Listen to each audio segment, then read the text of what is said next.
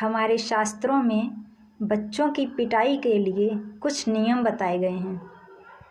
कहा गया है कि जन्म से लेकर 5 साल तक के बच्चे को भगवान का रूप मानना चाहिए और उनकी बिल्कुल भी पिटाई नहीं करनी चाहिए।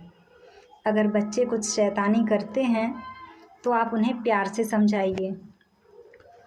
और 5 साल के बाद यानी 6 वर्ष की अवस्था से 11 वर्ष की अवस्था तक वो जब भी कोई गलती करें आप उनकी खूब पिटाई लगाइए।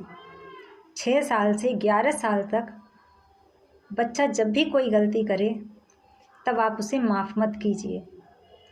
अगर इस अवस्था में आपने बच्चों को उसकी गलतियों के लिए ना डांटा ना उसकी पिटाई की तो समझ लीजिए बच्चा आपके हाथ से निकल जाएगा, वो आपकी बात फिर कभी नहीं मानेगा। और इसके बाद 12 वर्ष की अवस्था के बाद फिर बच्चे की पिटाई बंद कर देनी चाहिए। फिर बच्चे को केवल गलती करने पर डांटना चाहिए। अवस्था से लेकर जवानी तक बच्चे से हर चीज़ के लिए रोक टोक करना, हर बात में टोका टाकी करना, बात बात में डांटना या मारना बिल्कुल गलत है। इससे बच्चे चिड़चिड़े हो जाते हैं। उनके साथ कुछ भी हो फिर वो आपको कभी कोई बात नहीं बताएंगे।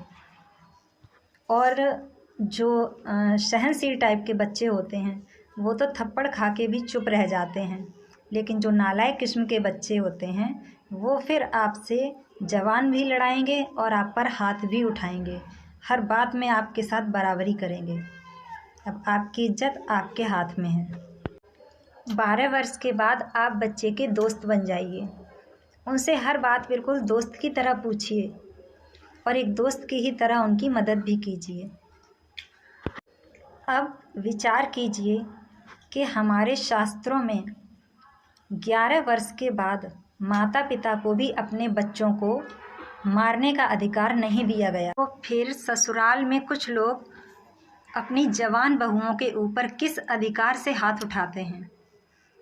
अक्सर पति अपनी पत्नियों के साथ बहुत मारपीट करते हैं, उनके साथ गाली गलौज करते हैं। जब महिलाएं इस बात का विरोध करती हैं तो उनसे कहा जाता है कि तुम्हारे माँ बाप तुम्हें नहीं मारते थे क्या तुम उनसे बराबरी करती थी? अब ये बताइए कि माँ बाप को भी केवल अपने छोटे बच्चों तक को ही मारने का अधिकार है।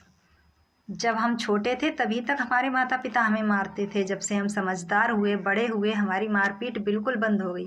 तब से हमारे मम्मी पापा ने हाथ तक नहीं लगाया।